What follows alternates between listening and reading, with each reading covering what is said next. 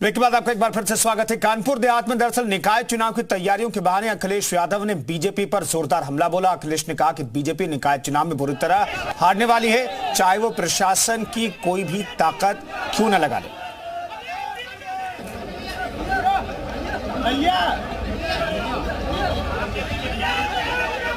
देखिए, BJP OBC को कभी सम्मान नहीं दे सकती। बीजेपी ओबीसी की दुश्मन है। जो लोग रामराज की बात कर रहे हैं वो जाति जनगणना क्यों नहीं करना चाहते? ये उत्तर प्रदेश से हार करके बीजेपी जाएगी और लोकसभा में आप बड़ा परिवर्तन देखेंगे। चलिए, नगर निकाय से लेकर के लोकसभा तक जीत का दावा अखिलेश यादव कर रहे हैं, लेकिन जयप्रकाश पांडे साहब, ये कॉन्फिडेंस है कि भाई सरकारी मशीनरी का इस्तेमाल भी बीजेपी क्यों ना कर ले, फिर भी हम जीत करके दिखाएंगे। और कॉन्फिडेंस है, ओवर कॉन्फिडेंस है, ये सवाल बनता है। नहीं कुंदन जी, ये ओवर कॉन्फिडेंस नहीं है, ये जनता के बूते पर अर्जित हुआ आत्मविश्वास है। और ये उत्तर प्रदेश के अगर चुनावों का विश्लेषण आप करेंगे 2017 से 22 तक, तो भाजपा के कुशासन के कारण एक बड़ा मतलब गहरा ध्रुवीकरण हुआ है कि एक तरफ तो भाजपा की जो सामंती सोच है, जो गांव गरीब किसान आधी आबादी अकलियत दलित के शोषण पे आधारित है, और दूसरी तरफ सामाजिक न्याय सामाजिक न्याय समाजवाद की ताकतें हैं। तो देखिए, तो हर चुनाव में ध्रुवीकरण हुआ, तीसरी ताकत के लिए कोई मतदान नहीं। अगर या तो ये प्रदेश की आवाम ये जानती है, चाहे विधानसभा का चुनाव हो या लोकसभा को, कि उत्तर प्रदेश में अगर सांप्रदायिक ताकतों को, मनुवादी ताकतों को शिकस्त देना है तो वो समाजवादी नेतृत्व में ही होगा। और जो तत्कालिक आत्मविश्वास है उसका कारण मैं बता दूं, पांडे साहब, आप कहते हैं सांप्रदायिक ताकतों को रोकने का काम आप लोग करेंगे, लेकिन बीजेपी कहती है, बीजेपी सरकार कहती है कि हमारी शासनकाल में एक भी दंगे नहीं हुए, तो सांप्रदायिकता का आरोप कैसे लगा सकते हैं आप लोग? नहीं, सांप्रदायिकता तो उनकी नीतियों में है और उनके मतलब प्रशासन की या नीतिगत निर्णय के हर स्तर पे है, उनके हेट स्पीच में है, उनके कार्यान्वयन में, हर जगह। मैं इसका कारण देखिए ये बता रहा हूं कि जो आरक्षण को खत्म करने की साजिश की गई थी अभी इसी के पहले माननीय सर्वोच्च न्यायालय के फटकार के बाद हुआ, मध्य प्रदेश में इसी भाजपा की सरकार है, बिना ओबीसी आरक्षण के नगर निकाय का चुनाव करा लिया गया। दूसरी चीज आप ये सोचिए कि नगर के निवासियों कि मतलब के साथ ऐसा ये छल करते हैं कि उत्तर प्रदेश के बजट का 50% खर्च ही नहीं किया गया नगर। जयप्रकाश साहब, ओबीसी आरक्षण की जो सीटें तय की गई, ओबीसी आरक्षण को देकर के सीटें तो उतनी रह गई जितना आरक्षण पुराने रोस्टर के जरिए, जिस आरक्षण के साथ नगर निकाय चुनाव होने वाले थे, सीटें अभी भी उतनी है, कोई बदलाव नहीं हुआ है। नहीं कुंदन जी, ये अरे आज जो हासिल हुआ है वो समाजवादी प्रतिरोध के कारण हुआ है।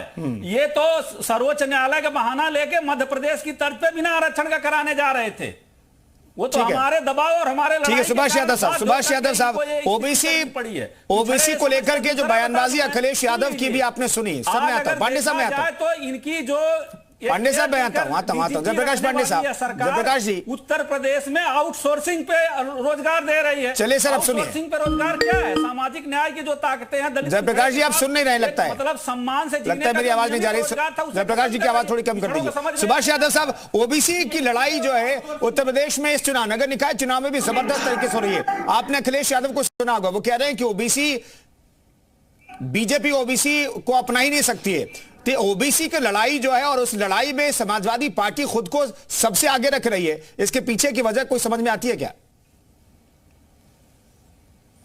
जी कुंदन जी, बिल्कुल, मेरे को सुन के भी थोड़ा सा हंसी भी आई, क्योंकि अखिलेश जी का भी स्टेटमेंट अभी मैंने सुना और समाजवादी पार्टी के बड़े भैया ने भी जो स्टेटमेंट बोला, पिछड़ों की बात थी, स्थानीय निकाय की चुनाव की बात चल रही थी। स्थानीय निकाय के जो चुनाव होते हैं, हम और आप बेहतर तरीके से जानते हैं, स्थानीय स्तर के जो चुनाव होते हैं स्थानीय मुद्दों को लेकर लड़े जाते हैं, न कि जातिगत लेकर लड़े जाते हैं। समाजवादी पार्टी जिन ओबीसी वर्ग की बात कर रही है, जिन पिछड़ों की बात कर रही है, समाजवादी पार्टी को जरा अपने गिरेबान में झांक के देख के लेना चाहिए। 2012 से 17 के बीच में जो सरकार थी, समाजवादी पार्टी भी तो इसी पैटर्न पे अपने नगर निकाय के चुनाव करवा चुकी है। क्या इनको तब नहीं दिखा।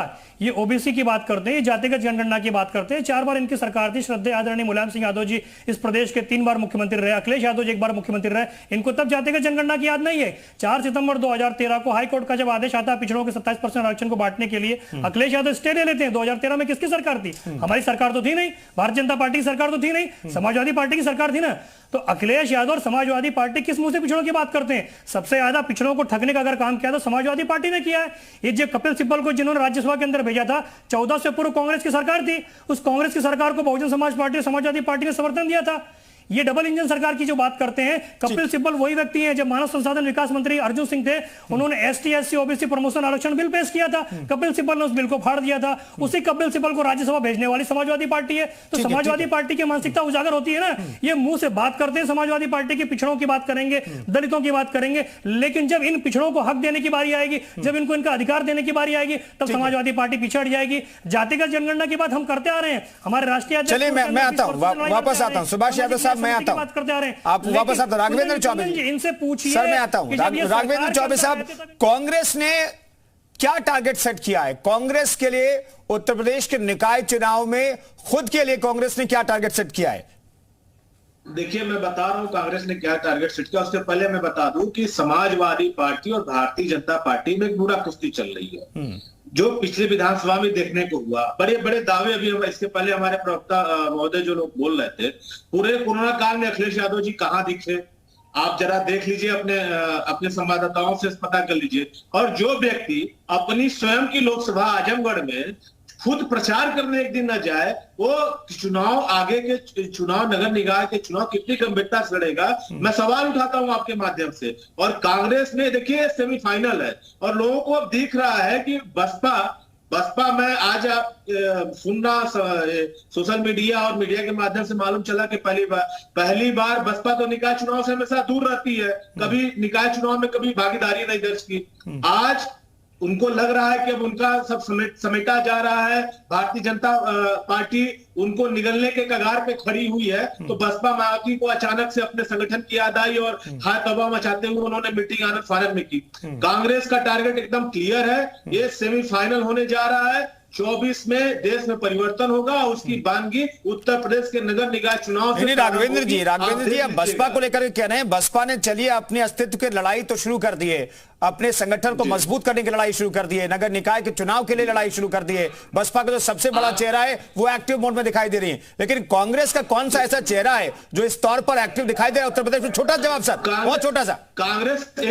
कांग्रेस एक व्यक्ति की पार्टी नहीं है। कांग्रेस निश्चित से उपले हर स्तर पे हमारे पास नेता है, कार्यकर्ता है, हमारा संगठन काम करता है। नहीं तो कौन इस तौर पर एक्टिव है, वही मैंने सवाल पूछा। राघवेंद्र जी कौन ऐसा बड़ा चेहरा है जो एक्टिव इस मोड में दिखाई दे रहा है? मैं बता रहा हूं ना, सांगठनिक रूप से रोज की चर्चा आदरणीय प्रियंका गांधी जी रोज का रोज टारगेट देती है। हमारे ब्रिजलाल खाबड़ी जी हमारे प्रदेश अध्यक्ष है, हमारे 6 प्रांतीय अध्यक्ष आदरणीय अजय राय जी, नकुल दुबे जी, वीरेंद्र चौधरी। चलिए गौरव जी जवाब दे। गौरव जी कांग्रेस के प्रवक्ता को जवाब देंगे।